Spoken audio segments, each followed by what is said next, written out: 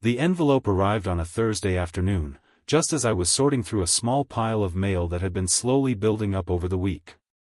Most of it was junk: credit card offers, flyers for local businesses, a dentist reminder I'd been ignoring for months. But this envelope was different. Cream-colored, with a slight sheen to it. My full name was written in elegant cursive on the front, the kind of handwriting that made you pause. I held it for a second longer than I should have, unsure why it felt heavier than its size suggested. I opened it slowly, carefully peeling back the flap like it might bite. Inside was a formal invitation. My cousin Jenna was getting engaged. The celebration was set for next weekend, hosted at her parents' sprawling property outside the city. I hadn't spoken to Jenna in nearly 2 years, maybe longer, not since the last family gathering where I barely stayed an hour before making an excuse to leave.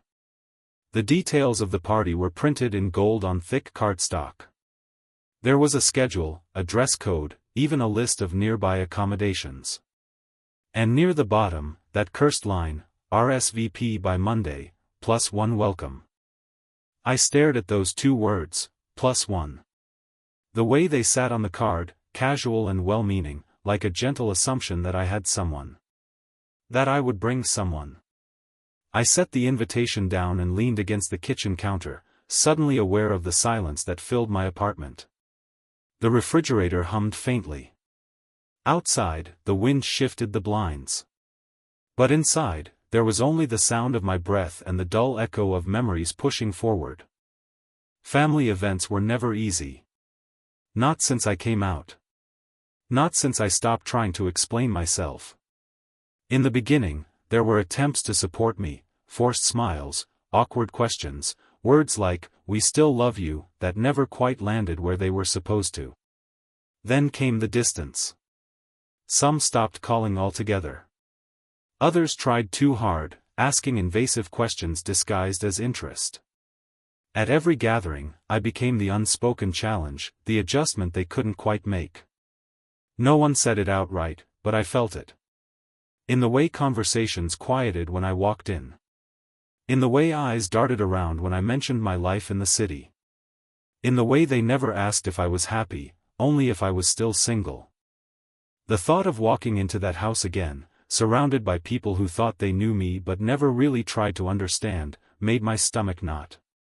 I imagined the dining room, full of noise and light, cousins chatting about weddings, kids, new houses. And me, standing at the edge, holding a drink I didn't want, answering questions with practiced vagueness. Still single? Dating anyone? You ever think about giving women another try? I could already hear the laughter that would follow, not cruel, but cutting all the same. The kind of laughter that tells you they're not laughing with you. I considered skipping it altogether. No one would blame me. I could blame work, say I had a deadline, say I had a trip planned. I could send a bottle of wine with a card, something tasteful and brief. Jenna would understand. Or maybe she wouldn't. But that was the thing, I didn't want to keep disappearing. I didn't want to keep letting these moments pass me by because the room was too loud or too unfamiliar. A part of me, buried somewhere beneath the layers of anxiety and bitterness, wanted to show up. Not for them. For me. To stand in that room and not flinch. Still, I couldn't shake the sense of dread. Not entirely. I carried it with me that evening as I made dinner, as I sat in front of the TV with the volume too low, as I washed the dishes and stared out the window at nothing in particular. I kept thinking about that line, +1. The assumptions behind it. The way it didn't just suggest company, but expectation. I didn't want to be alone in that crowd again. I didn't want to navigate that space without someone beside me, someone to steady me, someone who understood. That's when the idea came, sudden and absurd. Ryan. My stepbrother. Technically. We'd grown up together since our parents married when we were teenagers. We shared a room for a while, shared secrets, shared silence. We drifted as adults, life doing what it does. But he always checked in his own way. A birthday text. A meme he thought I'd laugh at. He never made it weird, never asked questions he shouldn't. And more importantly, he never made me feel like I had to defend who I was. The thought started like a joke in my head. Bring Ryan. Pretend he's my date. Just for the night. Just to keep the questions at bay. Just to be able to breathe. It was ridiculous. It was desperate. But it didn't go away. In fact, it settled in, comfortably, like an answer I hadn't realized I was looking for. I imagined us arriving together, imagined the look on everyone's face, imagined how peaceful it might feel to not have to explain a thing. Just once. I didn't act on it that night. I didn't text him. I didn't even open our old message thread. I went to bed with the thought still alive, still quietly buzzing in the back of my mind. I lay awake for hours, watching the ceiling shift with the streetlight, thinking of Ryan. Thinking of how easy it had always been to be around him. How safe. And how much I wanted just one night of that again. By the time morning came, the idea hadn't left. It had grown roots. I got out of bed, made coffee, stared at my phone. And though I still hadn't written the message, I already knew I would. I already knew that if anyone could help me survive that night, it would be him. Not as my brother. Not even as my fake boyfriend. Just as someone who wouldn't look away. The drive to Jenna's house was long, winding through stretches of countryside where the city slowly faded behind us and the landscape opened up into rolling fields and the occasional barn leaning into the horizon. Ryan drove with one hand on the wheel, the other occasionally adjusting the radio or flicking the turn signal, completely at ease, like this was any other weekend road trip. The silence between us was companionable, punctuated by the soft hum of tires on asphalt and the occasional crow cutting across the sky. I watched the scenery pass, feeling both grounded by his presence and unmoored by what we were about to do. We arrived just before dusk. Jenna's house stood at the top of a long gravel driveway, lit softly from within, warm light spilling from its tall windows like a promise. The place was already full of cars, sleek black sedans, SUVs, the occasional truck with bumper stickers from college towns and beach vacations. I could see people through the windows, their silhouettes moving through the golden haze of the entryway. Laughter floated into the air, light and layered. I inhaled slowly as Ryan parked the car, trying to settle the swirl in my chest. As we walked to the front door, the gravel crunching underfoot, I felt my pulse pick up. My hand brushed against Ryan's once, and though neither of us grabbed on, the brief contact sent a jolt through me. I wasn't sure if it was nerves or something else, something unspoken simmering just below the surface. When we reached the porch, Ryan gave a short, reassuring glance, and then the door opened. Inside, the house was buzzing. Voices overlapped, the scent of roasted meats and candles filled the air, and familiar faces turned one by one to look at us. The foyer was decorated with garlands of ivy and fairy lights, delicate and excessive all at once. Jenna's mother appeared from the left hallway, cheeks flushed with excitement, her arms already open for a hug. I braced myself, stepped forward, and felt her embrace last a moment too long, like she didn't quite know what to say. Ryan stayed close behind me, his presence like a shield, casual and firm. We began making the rounds, greeting people I hadn't seen in years, cousins who now had children, uncles who had grown quieter with age, aunts who wore the same perfume I remembered from childhood. Most of them smiled when they saw me, some with genuine warmth, others with that slight hesitance I'd grown used to. Their eyes flicked from me to Ryan, questions forming behind their polite expressions. And then came the assumptions. The little nods, the glances of approval, the small smirks that said they thought they had figured us out. Ryan handled it all effortlessly. He responded to questions with charm and tact, never overstepping, never making the performance feel forced. He stood close, not possessive, but present. When someone asked how long we'd been together, he answered with a story that sounded plausible, complete with a timeline and an inside joke. I found myself laughing at one point, genuinely, surprised by the comfort of it all. The ease with which he slipped into the role, and how natural it began to feel to stand beside him like that. The evening moved quickly, or maybe I just lost track of time. The living room had been cleared to make space for mingling, and everywhere I turned, people were holding drinks and plates of food, talking in tight circles. There were strings of lights hanging across the ceiling, casting everything in a golden glow. A soft jazz playlist looped in the background. The atmosphere was celebratory, but it also carried that quiet pressure of family gatherings, the need to smile, to belong, to represent something acceptable. Dinner was buffet-style, set up across 2 tables in the dining room.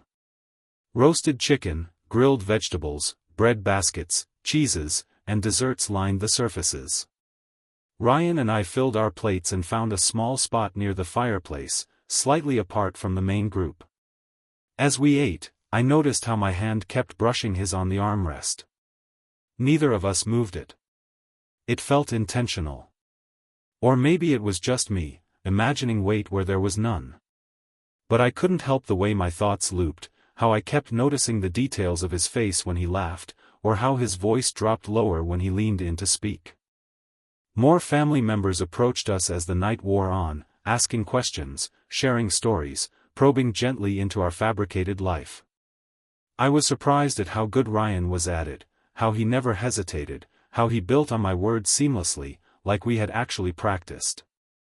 I felt myself relaxing, piece by piece.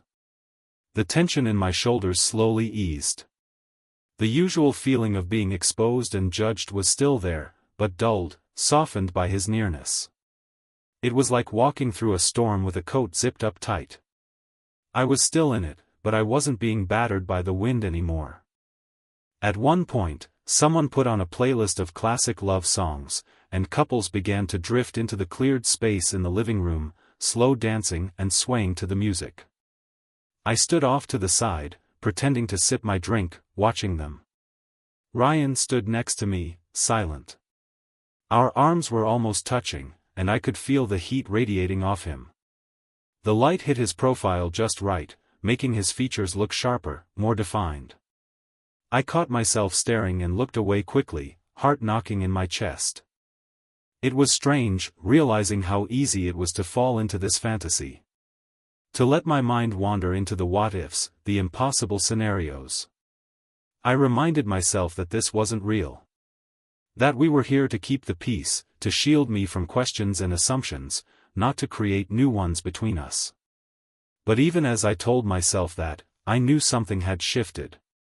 There was something about the way he looked at me just then, something unreadable and quiet.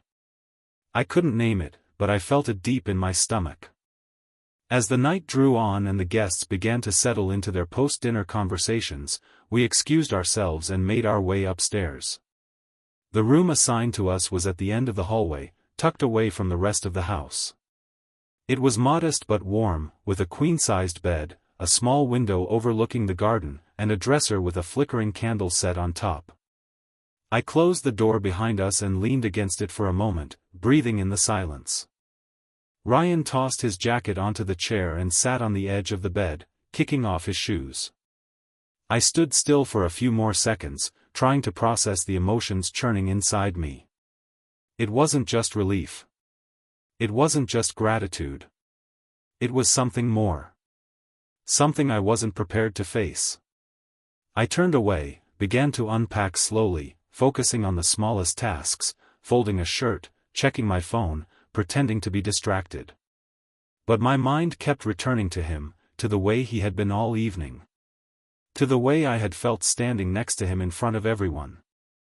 That night, as I lay under the covers, listening to the soft rhythm of his breathing beside me, I realized how deep I had sunk into the lie. How much I wanted it to be true. How afraid I was of what that meant.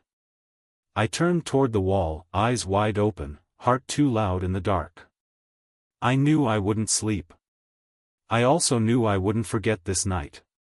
Not for a long time. The room was quiet in a way that felt unnatural. Not peaceful, not comforting, just dense, like the air had thickened after everything we'd carried through the evening. The door clicked shut behind me with a soft finality, and I stood there for a moment, not moving, listening to the faint sounds of voices downstairs drifting up through the floorboards. Someone laughed, another person clinked a glass. But here, in this space, it was only the low hum of the heater and the slow, steady creak of the bed frame as Ryan sat down. I walked toward the dresser, pretending to check my phone, pretending I had something to do. The screen lit up with nothing new, just the empty reassurance of missed notifications and outdated alerts. I set it down face first and exhaled. My shoulders ached. My face felt tight from too much smiling, too much pretending. The pressure of the evening hadn't left my body, it had simply shifted, condensed itself into a single room where there was nowhere else to look but here, and no one else to face but him. Ryan had kicked off his shoes and leaned back on his elbows, legs stretched out, eyes unfocused. He looked relaxed, but I could tell it was a surface gesture. I knew him well enough to recognize the stillness he wore when he was thinking too much. I didn't say anything. I didn't have to. The room was already heavy with everything we hadn't spoken aloud. I opened my bag and began unpacking slowly, folding a sweater I didn't need, straightening things that didn't matter. My hands moved with mechanical precision, but my mind was a blur. I kept replaying the night in fragments, his hand on my back, the way he looked at me across the dinner table, the effortless way he told stories about us that weren't true but felt dangerously close to something I wanted. The way people believed it. The way I almost believed it. I could still feel the warmth of his arm brushing against mine when we stood by the fireplace. I could still remember how his voice dropped when we stepped aside for a moment, when he asked if I was doing okay. Just the way he said it, not what he said, stuck with me. Like he knew. Like he saw through the performance and into the thing I was trying to bury underneath it. I stepped into the bathroom and closed the door quietly behind me. The mirror was streaked from old steam, and the overhead light buzzed faintly. I turned on the tap and let the water run cold before splashing my face. The shock of it didn't clear anything. It only deepened the fog. I stared at my reflection, trying to find a version of myself I could recognize, someone who could explain how we got here. But all I saw was someone tired. Someone afraid to name what was happening. When I came out, Ryan was still in the same spot. He had pulled off his dress shirt, left in just a white undershirt and slacks. His feet were bare. He didn't look at me when I entered. I didn't look at him either. Instead, I moved to my side of the bed and began changing. Every motion felt calculated. Not awkward, but cautious. Like two people trying to exist in a space that had suddenly become too small for the silence between them. I crawled under the covers slowly, pulling them up to my chest and laying on my back, eyes fixed on the ceiling. Ryan moved beside me, shifting his weight until the mattress dipped gently. The lights were off now. The glow from the hallway bled in under the door, carving a narrow strip of dim gold across the carpet. My heart was beating too fast for how still I was. I tried to focus on my breathing. In. Out. In. Out. But it didn't help. Nothing settled. I became hyper-aware of everything. The sound of the sheets rustling when he turned slightly. The subtle rise and fall of his chest. The scent of him, deodorant, a trace of cologne, something warmer, more human. It wasn't overpowering. It was just there. And it made the space between us feel even smaller. We didn't touch. We didn't speak. But the silence was alive. Charged. I could feel the weight of his presence just inches away. It was grounding and unnerving all at once. I wanted to roll over and look at him. I wanted to say something simple, anything that might unravel the tension. But my body refused to move, afraid that any shift would tear open whatever was holding the moment together.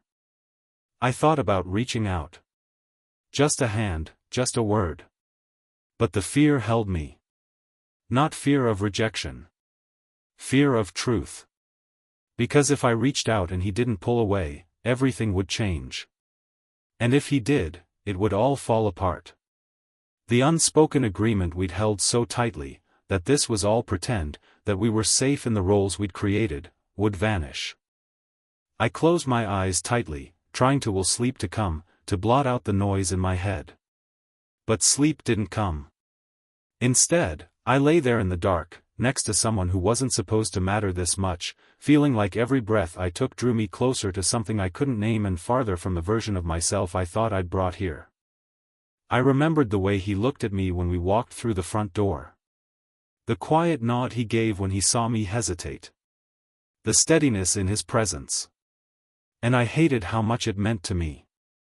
I hated how much I wanted to turn to him, to feel his hand in mine again, not for show, but for something real.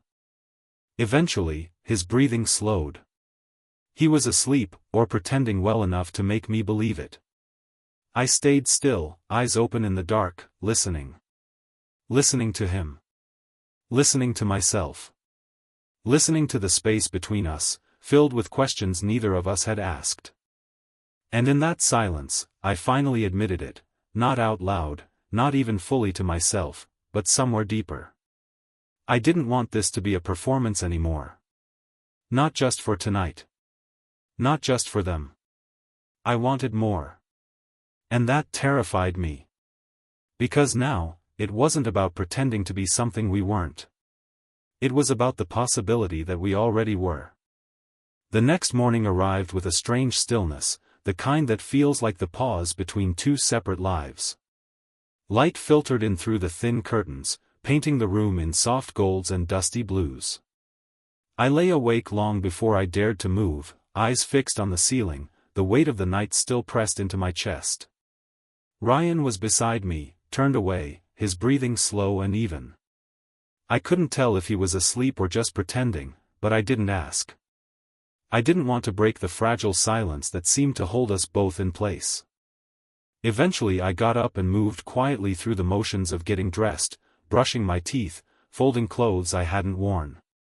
My body felt slow, disconnected, like I was watching myself from a distance. Every step, every gesture carried the heaviness of everything we hadn't said. Ryan stirred when I picked up my bag to move it off the bed. He sat up slowly, rubbing the back of his neck, eyes still clouded with sleep or maybe just discomfort. We exchanged a glance, brief, quiet, unreadable. I nodded. He nodded back. Then we both looked away. Breakfast with the family was waiting downstairs. I could already hear muffled voices, the clatter of plates, the low murmur of familiar rhythms. I knew the questions would start again. I knew the glances would return. But I didn't know what I would say if someone asked about us now. The story we told last night had been too convincing. Too comfortable. I didn't know how to shift back into the version of me that had walked into this house the day before. I wasn't sure he existed anymore. The morning passed in fragments. Small talk. Coffee. More smiles I didn't mean. I watched Ryan across the table as he answered questions with the same effortless charm. He still said, "we," when people asked about plans or jobs or apartments. I smiled when I was supposed to, played along with the illusion. But something inside me kept bracing for a shift that never came. A small part of me wanted him to stop pretending, just for a second. Another part wanted him to keep going forever. By early afternoon, most of the guests had left or retreated into quiet corners of the house. The air felt lighter, but not easier.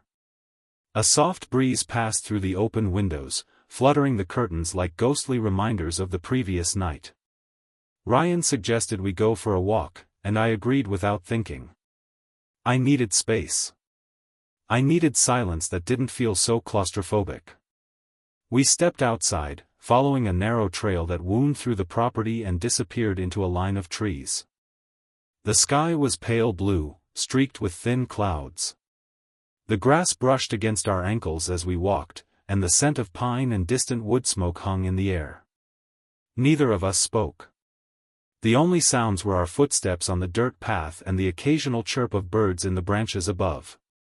My hands stayed in my pockets, fists clenched not out of anger, but restraint.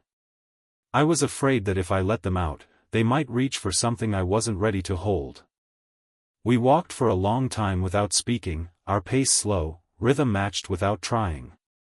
The trail curved gently to the left, opening into a small clearing with a fallen log near the center. We didn't sit. We didn't move closer. We simply stopped. That's when I felt it, the line. It wasn't something I saw, but I could feel it like a pulse beneath my skin. An invisible divide running between us, thin as a whisper but deep as a wound.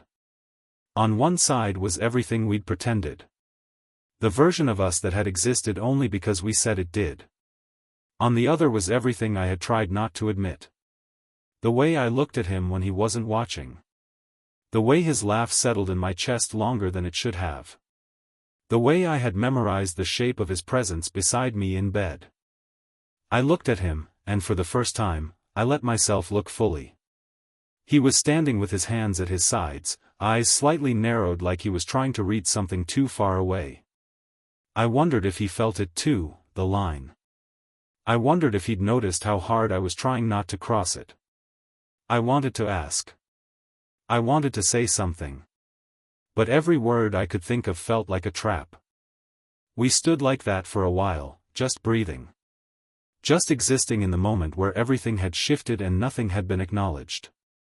I felt the pull in my chest, the ache that came with realizing you've wandered too close to something you can't take back. And still, I didn't move. Neither did he. The breeze picked up slightly, brushing against my face and tugging at the edge of my shirt. My heart was beating too fast, thudding against my ribs like it was trying to escape. I wasn't sure if I wanted to kiss him or run away from him. I wasn't sure which one would hurt less. I only knew that standing still was starting to feel impossible. But we didn't speak.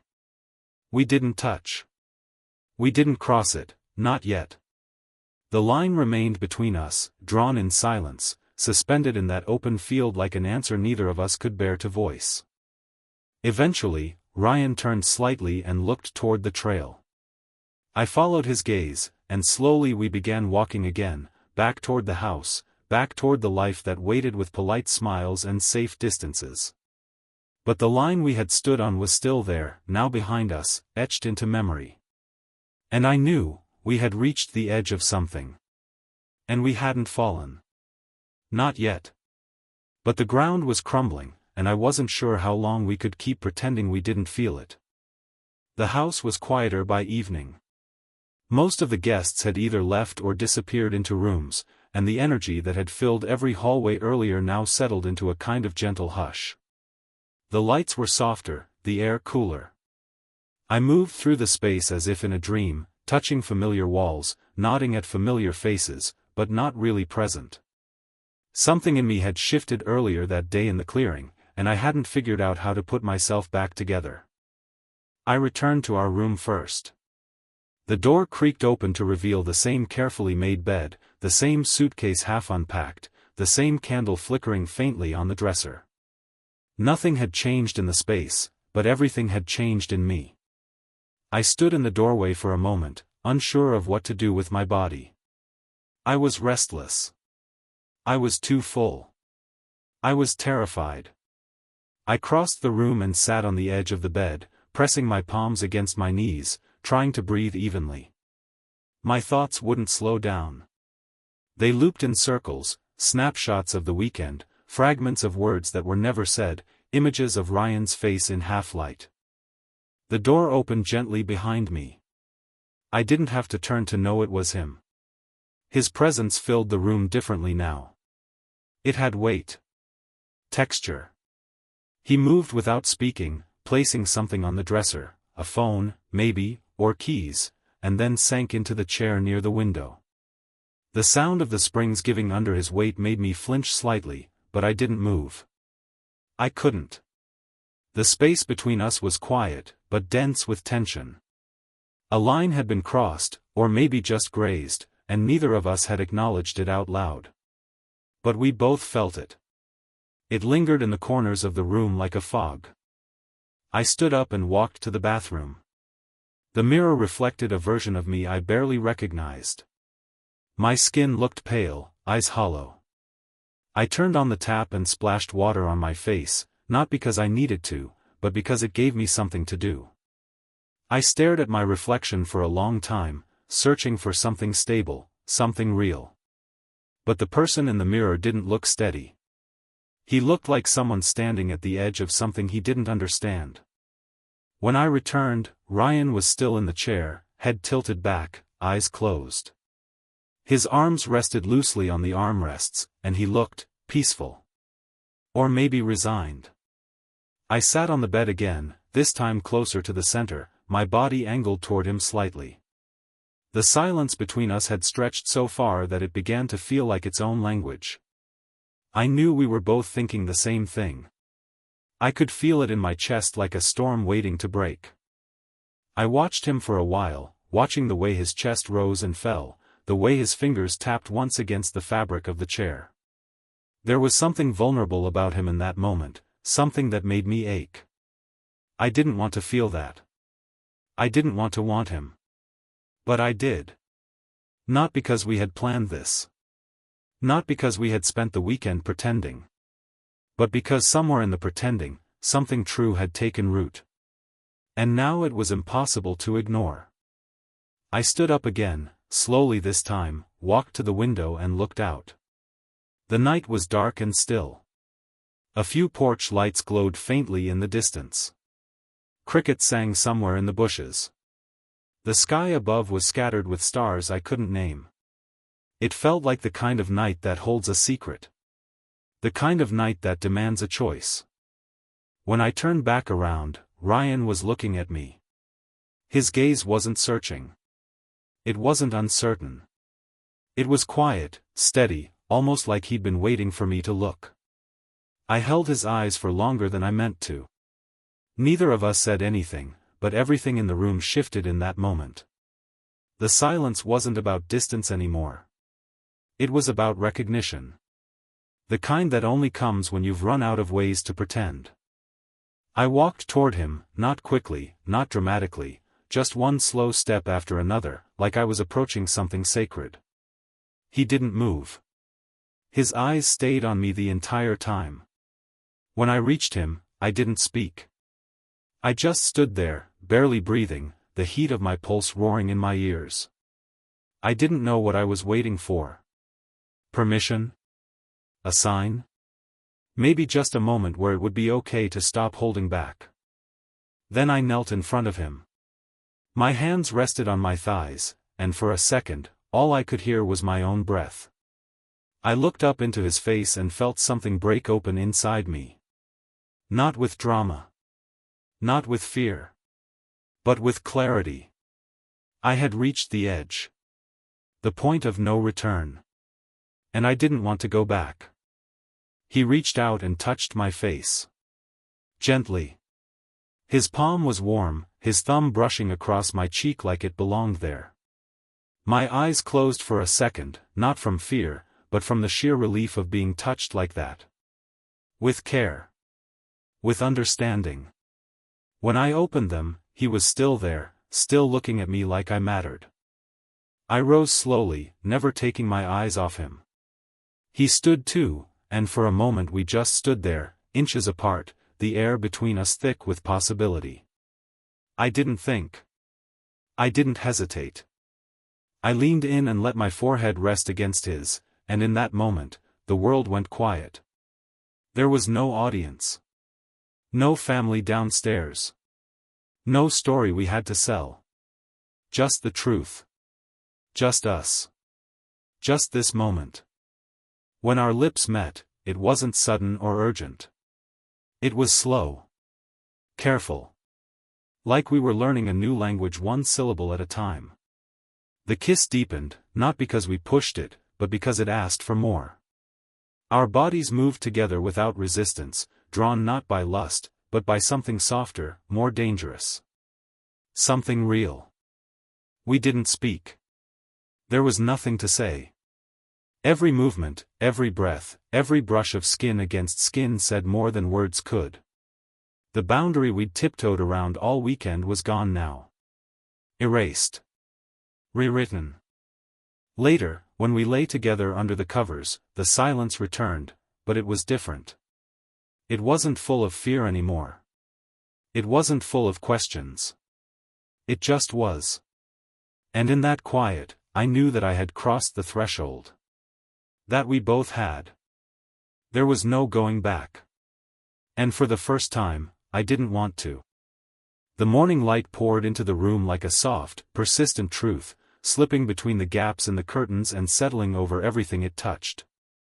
I lay still, eyes open, my back against the mattress, the sheets half pulled up over my waist. My body ached in unfamiliar ways, not from discomfort, but from awareness. Every inch of me felt different. Not hurt. Not exhausted. Just, changed. Beside me, Ryan breathed evenly, still asleep, one arm draped across my abdomen, his fingers resting lightly just above my hip. I hadn't moved since waking up. I didn't want to break the moment. I didn't want to face the moment after. The night before felt real. Too real. Like something that hadn't been planned, hadn't been spoken into existence, but had simply arrived and demanded to be lived. I hadn't imagined the way his mouth had found mine, or how his hands had searched my skin like they'd always known the path. I hadn't made up the way he looked at me in the half-light, eyes wide open, as if nothing about me scared him. There was no pretending left. No act. We had crossed the threshold, not just physically, but emotionally, mentally, completely. And now we were here. In the aftermath.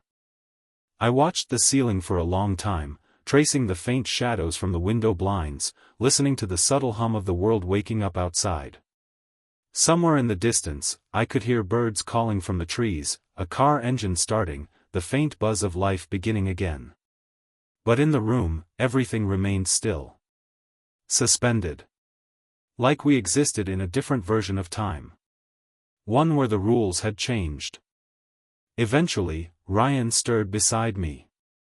He shifted slightly, his fingers twitching against my skin, his breath catching as consciousness returned. I didn't look at him. I didn't speak. I stayed where I was, staring up, waiting. For what, I didn't know. Maybe for him to move away. Maybe for him to stay. Maybe for one of us to say something that would define whatever came next. But neither of us did. The silence between us was thick, but not heavy. It wasn't cold. Just uncertain. When he finally sat up, the sheets slipped from his torso, and I could feel the absence of his warmth immediately. He ran a hand through his hair, rubbed the back of his neck, and stood.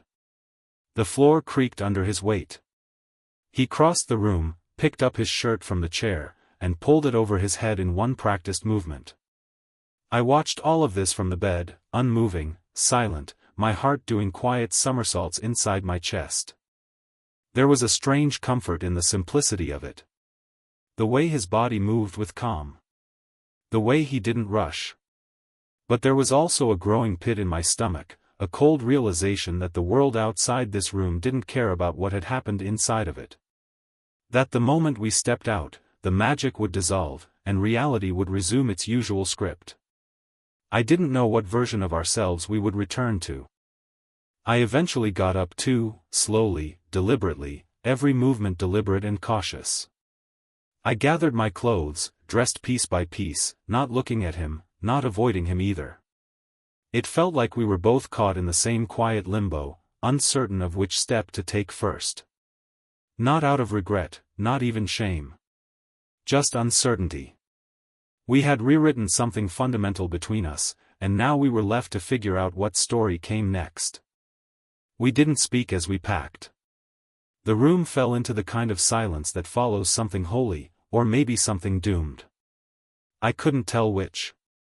I folded my shirt with careful hands, zipped my bag, checked the room twice even though I hadn't forgotten anything. I wasn't stalling. Not exactly. I was just trying to find the strength to carry this new truth outside these four walls. When we stepped out into the hallway, the house was already in motion.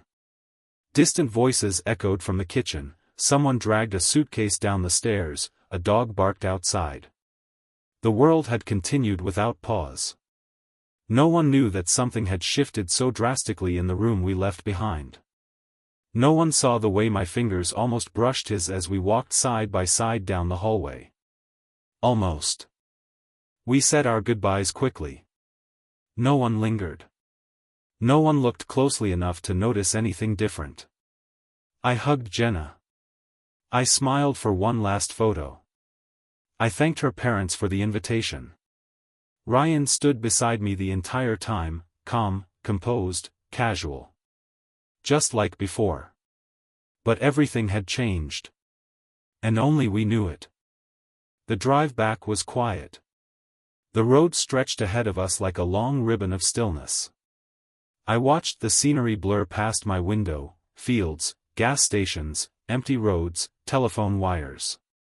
I didn't reach for the radio. Neither did he. We existed in silence, together but separate, connected by something unspoken but no longer unacknowledged. My body leaned slightly toward the window, his hand rested lightly on the steering wheel, and between us floated the memory of the night we couldn't take back. I kept thinking of what I should say. A question. A confession. An invitation. Anything to make sense of what came next. But every time I opened my mouth, the words caught behind my teeth. I was afraid of what I might hear. I was more afraid of what I might not. When he finally pulled up in front of my apartment, I hesitated before reaching for the door handle. The engine idled. I turned to him slowly, hoping for something, anything, that would bridge the space between our bodies, the space we had crossed so effortlessly the night before. But he just looked at me, not with detachment, but with something else. Something I couldn't name. Something too complicated to hold on to. I stepped out, closed the door gently, and walked up the stairs to my building without looking back. I wanted to. I wanted to turn around and ask him to stay. To come inside. To explain what this meant. But I didn't. Because I was afraid the spell would break. Because I didn't want the answer if it wasn't the one I hoped for. Inside, everything was exactly as I had left it. The dishes in the sink. The plant by the window. The faint scent of old coffee in the air. I set down my bag and stood in the center of the room, letting the silence press in. It wasn't the same silence from before the trip. This one was heavier. Lonelier. But not empty. That night, I didn't sleep. I lay in bed, replaying every moment from the weekend, the lies we told, the truths we uncovered, the line we crossed and never returned from. I wondered if he was awake too. I wondered if he was lying in his own bed, thinking about me. About us. About what it had become. I didn't know if he would call. I didn't know if I would be brave enough to call him. But I knew one thing with startling clarity: I didn't want to go back to the version of my life that existed before he touched me. Because now, I knew what it felt like to be seen. To be held. To be wanted. And no amount of silence could erase that truth.